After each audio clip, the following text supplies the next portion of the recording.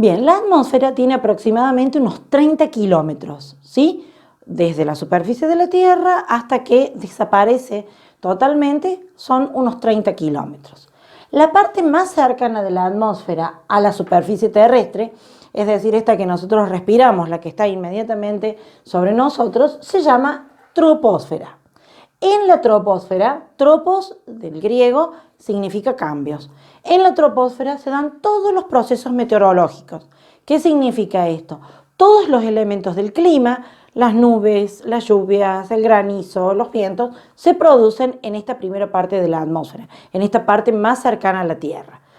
La troposfera es sumamente inestable, ¿sí? Es decir, no es la adecuada para el desarrollo de la vida, porque encontramos los elementos y se dan las condiciones para el desarrollo de la vida, pero no es la adecuada, por ejemplo, para la circulación de los aviones, porque es donde generalmente hay más cantidad de perturbaciones. Pero los aviones que vuelan a distancias cortas lo hacen en esta capa. Luego de la troposfera viene una capa que es bastante más tranquila, que se llama la estratosfera. ¿Por qué razón es más tranquila la estratosfera? Los distintos gases que componen a la atmósfera se disponen en capas, o sea, se separan unos de otros y se disponen en capas. Entonces, esto la hace a la estratosfera mucho más tranquila, y allí sí, en esa zona de contacto entre las dos capas pueden volar, por ejemplo, los aviones de largas distancias, porque alcanzan a subir, vuelan a esa altura que supera los 12 kilómetros y después, cuando deben descender, lo hacen fácilmente. En el borde superior de la estratosfera hay un gas particular que es una forma de oxígeno. Es una molécula de oxígeno formado por 3 átomos. Este gas particular se llama ozono. Es importantísimo, es una capa muy delgada, pero todo el ozono tiende a ascender y a acumularse en esa capa. ¿Y por qué es tan importante el ozono? Porque el ozono es el gas encargado de detener los rayos ultravioletas e infrarrojos que nos envía el sol, es decir, los rayos nocivos. ¿Cuál es el problema del ozono? Que el ozono, esta forma especial de oxígeno formado por 3 átomos, se rompe fácilmente. Entonces, ¿qué pasa a formarse? Un oxígeno formado por 2 átomos, que unido a otro de hidrógeno puede formar una molécula de agua, y queda un átomo de oxígeno libre. Pero, que es muy importante, porque el agua es muy importante, pero hay abundante agua. Lo que necesitamos es mantener este oxígeno 3 en forma natural y abundante. Pero hay una serie de átomos, como por ejemplo los átomos de cloro o los de carbono o los de flúor, que rompen esta molécula y la convierten en una simple formada por 2 átomos. Esos gases que no tendríamos que emitir para no romper este ozono tan importante son enviados a través de las emisiones de los aerosoles, de los aire acondicionados. En general son gases refrigerantes, son gases que se usan en las heladeras, son gases que se usan para enfriar. Estos gases, cuando nosotros los liberamos, ascienden, llegan hasta la capa de ozono y lo rompen. Entonces, en la capa esta de ozono se han detectado desde hace ya muchos años 2 grandes agujeros o 2 sectores en donde se la observa rota a la capa y por la que ingresan libremente todos los rayos solares, ¿sí? Es uno de los grandes problemas ambientales del hombre. Y bueno, está en el uso racional de todos los gases refrigerantes la posibilidad de evitar la ruptura de la capa de ozono. Desde hace un tiempo a esta parte, casi todos los países del mundo han firmado convenios en donde se han comprometido, por ejemplo, a reemplazar estos gases en los aerosoles por otros, o a controlar las emisiones de estos gases, y se observa un restablecimiento de la capa en esos 2 lugares en donde se había agujereado, que justamente coinciden con los 2 polos. O sea que además de permitir el ingreso de los rayos nocivos del sol, también pueden agilizar y aumentar el descongelamiento de los casquetes polares, que eso también es otro problema porque aumentaría el nivel de los océanos y cambiaría el clima del mundo. Entonces, entendamos por qué el ozono es tan importante. Luego de la estratosfera, con su capa especial de ozono, viene otro lugar que se llama mesósfera. Acá la mesósfera es una capa intermedia en donde aumenta la temperatura, luego disminuye. No es una capa, digamos, en donde se produzcan demasiados fenómenos importantes. Y finalmente viene otra capa que se llama la ionosfera. En esta capa, las partículas de aire, que son muy difusas, se cargan de electricidad proveniente de los rayos solares, o sea, toman electricidad de la energía que envía el sol y forman lo que se llaman los iones, que son partículas cargadas de electricidad. El hombre aprovecha estos iones para cargar eléctricamente, por ejemplo, los satélites, ¿sí? Entonces, el hombre pone los satélites en la ionosfera, que se cargan naturalmente con los iones de electricidad y permiten recibir y reenviar las ondas de radio, de televisión, etc. Entonces, la zona en donde se localizan casi todos los artefactos espaciales se encuentra aquí en la ionosfera. ¿Qué viene después de la ionosfera? Todo el espacio que sigue se llama exósfera, o sea, es el espacio exterior, en donde prácticamente no hay partículas de aire, el aire está muy difuminado y no hay tampoco luz, ¿sí? Porque otra de las funciones importantes de la atmósfera es la de expandir la luz que nos viene obviamente del sol. A lo largo de todos estos 30 kilómetros de atmósfera hay frecuentemente cambios de temperatura, pero en términos generales la temperatura baja mucho porque el aire, al tener menos consistencia, absorbe menos calor. Entonces, en las capas más altas de la atmósfera las temperaturas son muy bajas. Y también el otro gran efecto importante de la atmósfera es el peso que ejerce sobre la superficie terrestre y que nos mantiene pegados al suelo, ¿sí? Esta gran capa de aire que nosotros tenemos sobre nuestras cabezas nos mantiene adheridos a la Tierra. A ese peso que ejerce la atmósfera se le llama presión atmosférica. Bien, y por último vamos a ver las características de la hidrosfera, que es la capa líquida que rodea la Tierra. Representa aproximadamente el 70% de la cobertura terrestre. Es decir, de toda la superficie de la Tierra, un 70% está cubierta de agua, ¿sí? Y el 30% representa tierra firme o continental que no tiene agua y que emerge del agua. Fundamental entender qué hay debajo de los océanos. Debajo de los océanos hay corteza o litosfera, sumamente delgada, mucho más delgada que la corteza continental que forma los océanos y es más gruesa, pero corteza al fin. Punto número 2 para tener en cuenta. Las aguas de la hidrosfera tienen distintas temperaturas. La temperatura varía con la profundidad, es decir, desciende con la profundidad, pero en los océanos que están a la altura del ecuador y hasta los 50 o 60 grados aproximadamente. En esta parte de los océanos, o sea, en la parte mayoritaria del agua terrestre, se observan claramente tres sectores. El superior, que es de agua relativamente cálida, un sector intermedio en donde la temperatura empieza a descender notablemente y una capa más profunda en donde la temperatura es baja pero constante, ¿sí? O sea, observamos un notable descenso de temperatura. ¿Y cómo se comporta la temperatura en las aguas polares? Igual de fría, digo. Es decir, las temperaturas son bajas, pero desde la parte superficial del agua hasta la parte profunda con muy poca variación, ¿sí? ¿Por qué? Porque el hielo, la cobertura de hielo que suelen tener los océanos polares, mantiene fría el agua casi todo el año. Bien, el otro elemento importante de la hidrosfera es el nivel de salinidad. En general, toda el agua oceánica tiene altos niveles de salinidad, de distintas sales disueltas en ella.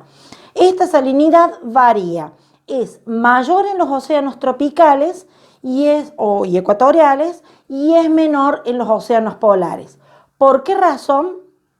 Porque en los océanos tropicales, en los océanos cálidos, la evaporación es más intensa.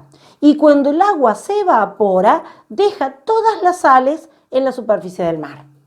En cambio, en los océanos polares, la evaporación es mínima, es menor. Como hace mucho frío, no hay evaporación. Entonces, el nivel salino es menor, aumentado por el deshielo y mucho más baja que en los océanos tropicales. Y la última característica que tienen la hidrosfera es la de absorber los rayos solares, no solamente de calor, sino también de luz. Ustedes saben que los rayos de luz están formados por distintos colores. Las capas superficiales del agua absorben los colores más cálidos, ¿sí? Por eso el agua se ve más transparente. En cambio, las capas más profundas del agua absorben los colores azules, los rayos que corresponden a los colores azules y verdes. Por eso las aguas están mucho más oscuras y si nosotros miráramos desde un avión, veríamos el agua mucho más profundo, o sea, de un azul mucho más intenso que nos da la sensación de más profundidad. Bien, ¿qué pasa con las aguas que se encuentran en los continentes? El agua que se encuentra en los continentes es agua sin salinidad. ¿Por qué razón? Es agua producto de las lluvias. Forman parte del ciclo del agua. Ustedes se acuerdan, el sol calienta la superficie de los océanos, genera la evaporación genera nubes, las nubes son llevadas por los vientos hasta los continentes, en donde producen lluvias o nevadas. Esas lluvias o nevadas forman los cuerpos de agua continentales. Y como en la evaporación el agua ha evaporado dulce y ha dejado toda la sal en la superficie del océano, las lluvias y las nevadas van a ser de agua sin sales. Entonces, el agua de los continentes es agua dulce, que es el agua potable que consumen los seres vivos. Ahora, esa agua potable y dulce corresponde de este 70% solamente a un 1%. Del 70% de agua que tiene la Tierra, solo el 1% es agua apta para el consumo y para el consumo humano y para el consumo animal y vegetal. Estas aguas continentales forman ríos, lagos, lagunas, etc. Puede ser que algunas aguas reciban distintas sales provenientes de la disolución de las sales y sean aguas salinas, pero en términos o pudiera ser algún lago que sea resto de alguna invasión marina. Pero en general estas son las aguas dulces importantes para la vida y que el hombre debe mantener tratando de no contaminarla porque es la que provee la vida. Bien, de la interacción de la atmósfera y de la hidrosfera se produce otro fenómeno importantísimo, tan importante como la capa de ozono, que es lo que nosotros llamamos el efecto invernadero. El efecto invernadero es la característica o la capacidad de la atmósfera de proteger este sistema de los elementos del clima que hacen que las temperaturas sobre la superficie de la Tierra sean relativamente estables y los niveles de humedad los adecuados para la vida, es decir, la formación de las nubes, los procesos que dan origen a los vientos, las lluvias, etc. Más la constante de las temperaturas, todo ese sistema complejo que permite, en definitiva, la vida y la diferenciación climática en las distintas regiones de la Tierra, es protegido por la atmósfera. Y a esto se lo llama efecto invernadero. ¿Qué ocurre? El efecto invernadero, digamos, es un proceso favorable y necesario para la vida. Pero cuando el hombre provoca un recalentamiento de la atmósfera que luego va a alterar el proceso de los vientos y por consiguiente va a alterar el proceso de las precipitaciones, el efecto invernadero sufre modificaciones y por consiguiente grandes consecuencias para la Tierra. Entonces, es importante que entendamos esto. El efecto invernadero es lo que nos protege, digamos, es la facultad de la atmósfera de proteger la superficie de la Tierra y las condiciones de vida en las que nosotros nos desarrollamos. Pero que el hombre, con las emisiones de gases y con la contaminación, tiende siempre a desequilibrar. Bien, y por último, de todos los cuerpos de agua que tiene la superficie terrestre, cuerpos de agua dulce que tiene la superficie terrestre, los más abundantes son los ríos. Están los lagos, las lagunas, ya dijimos, pero los más importantes son los ríos. Los ríos en realidad son un sistema, es decir, no es nada más que un hilito de agua, sino que es un sistema muy amplio cuya función principal es la de recoger todo el agua de lluvia, canalizarla y devolverla al mar. A todo ese espacio que el río le recoge el agua se le llama cuenca hidrográfica. El río tiene desde el lugar de su nacimiento, que lo estamos marcando acá, hasta el lugar de su desembocadura, que generalmente es en los océanos. A veces los ríos pueden desembocar en un lago, pero generalmente ese lago también tiene un desagüe que va al océano. Entonces los ríos terminan siempre yendo al océano.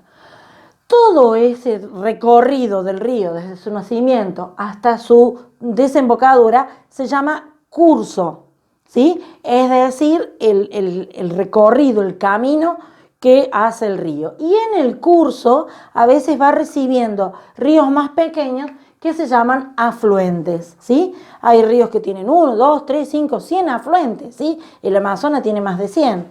Bien, los afluentes van contribuyendo a aumentar el curso principal del río. La cantidad de agua que lleva el río se llama caudal, pero no, a lo largo del año no siempre lleva el mismo caudal. Hay épocas en que lleva más cantidad de agua y hay épocas en que lleva menos cantidad de agua. Fue noticia ahora unos 20 días, un mes aproximadamente, la bajante que se había producido en el río en el río Iguazú, al punto de que las cataratas estaban prácticamente secas. Bueno, ¿qué pasó? Disminuyó notablemente el caudal del río Iguazú. Este es un fenómeno frecuente en los ríos. Esas variaciones en el caudal, o sea, en la cantidad de agua del río, se llaman régimen, ¿sí? A veces en verano el río lleva más agua, a veces lo lleva en invierno, a veces lo lleva en primavera.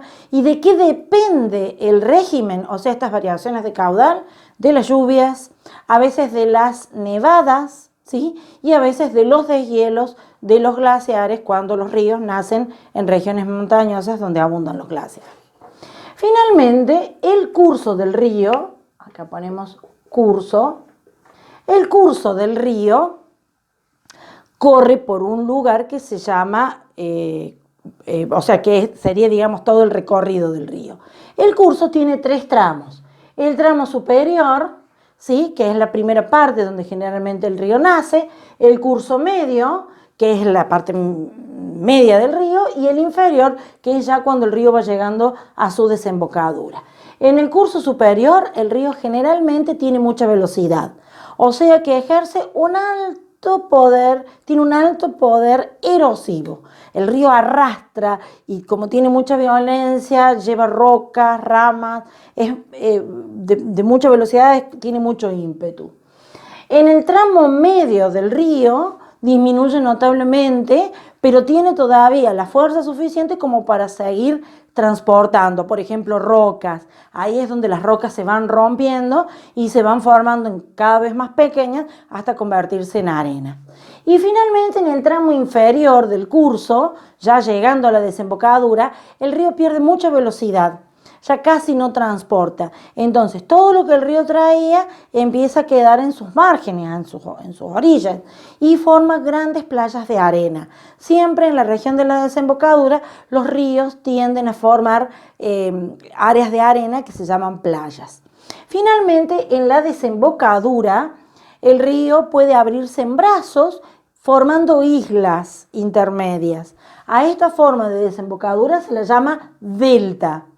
Y si el río no forma brazos, que simplemente se abre como en un abanico o en un embudo, la desembocadura se llama estuario.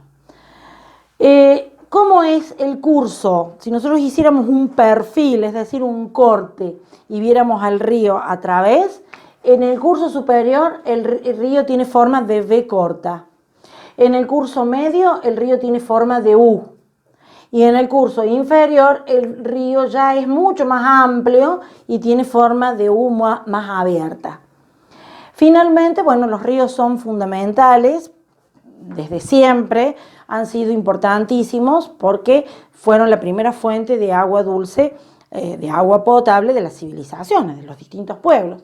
Y muchas veces los ríos tienen, además de esta propiedad tan importante de proveer de agua dulce, también la capacidad del transporte, es decir, son navegables. Todas las grandes civilizaciones se asentaron siempre alrededor de un río, más o menos importante, pero alrededor de un río. Pensemos, por ejemplo, en Egipto, en el antiguo Egipto y en el actual Egipto también, que vive íntegramente alrededor del río Nilo. Nosotros acá en Argentina tenemos un gigante hidrológico que es un conjunto de ríos en realidad y se llama el Sistema del Plata, formados por el río Paraná, Paraguay, Uruguay, Iguazú, Pilcomayo, Bermejo, Salado, etc. Es un gran conjunto de ríos que desembocan todos a través del Paraná en el Río de la Plata. Todas las grandes civilizaciones tienen ríos y los ríos son los bienes más preciados de las sociedades porque además de aportar el agua dulce, son áreas estratégicas para la circulación y hasta para la delimitación, como ya vimos en el caso de Argentina, que con Paraguay, con Brasil y con Uruguay determina todos sus límites.